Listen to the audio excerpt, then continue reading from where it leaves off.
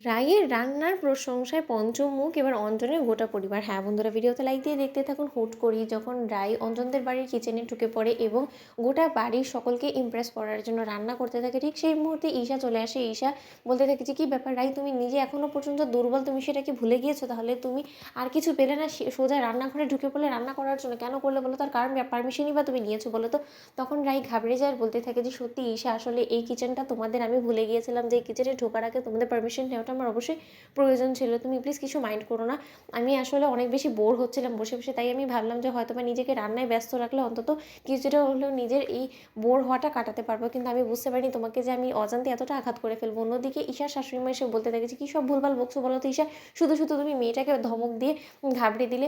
শোনো, তোমার যখন ইচ্ছে তুমি কিচেনে ঢুকতে পারো। আর তার জন্য কারো কোনো পারমিশনের কোনো প্রয়োজন নেই। কিন্তু তোমার যথেষ্ট পরিমাণে অসুস্থ এখন তুমি, আর সেই অসুস্থ শরীরে তোমাকে রান্না করার দায়িত্ব কোনো মতেই নিতে হবে না। অন্যদিকে রাই বলতে থাকে যে, আন্টি আপনি প্লিজ কিছু মাইন্ড করবেন না। আপনার অনুপস্থিতিতে অনেক কিছু আমি রান্না করে ফেলেছি। আমি তো আসলে জানি না ঠিক মতন করে কে কী খেতে পছন্দ করে।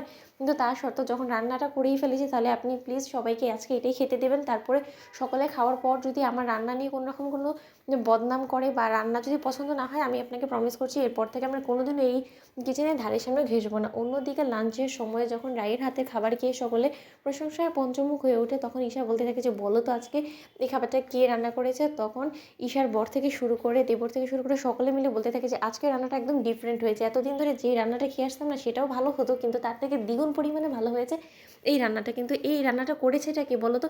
তার হাতে একটা চুমু না দিলেই নয়। অন্যদিকে ঈশা বলতে থাকে যে, তাহলে তো তোমার দিদিভাইয়ের হাতেই চুমু দিতে হবে, কারণ আজকের গোটা রান্নাটা রাই একা হাতে করেছে।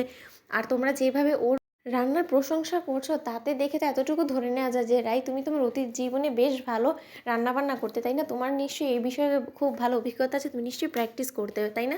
তখন রাই বলতে থাকে যে, আসলে আমি খুব একটা তো ভালো করে মনে করতে পারি না, কিন্তু এতটুকু মনে আছে যে আমার অতীত জীবনে যতটুকুই আমি কাজকর্ম করতাম, তার পাশাপাশি এই রান্নাটাও করতাম, কারণ রান্নাটা করলে আমার পরিবারের লোকেরা অনেক বেশি খুশি হতো। অন্যদিকে রাই যখন ওর পরিবারের কথা মনে করতে থাকে, ঠিক সেই সময় ঈশা বলতে থাকে যে, দেখো এতটুকু যখন তোমরা মনে পড়েছে, ধীরে ধীরে সব কিছু মনে পড়ে যাবে। অন্যদিকে অঞ্জন বলে ওঠে যে, রাই আমি তোমাকে একটা কথা বলে দিচ্ছি ভাই পরিষ্কার করে, আমার অফিসের একজন ক্লায়েন্ট আছে, সেই ক্লায়েন্টকে অবশ্যই একদিন আমি বাড়িতে এনে নেমন্তন্ন করিয়ে তোমার হাতে রান্নাটা খাওয়াবো। সে জাস্ট মুগ্ধ হয়ে যাবে, কারণ সে অনেক দিন ধরে বাড়ি খাবার খায় না।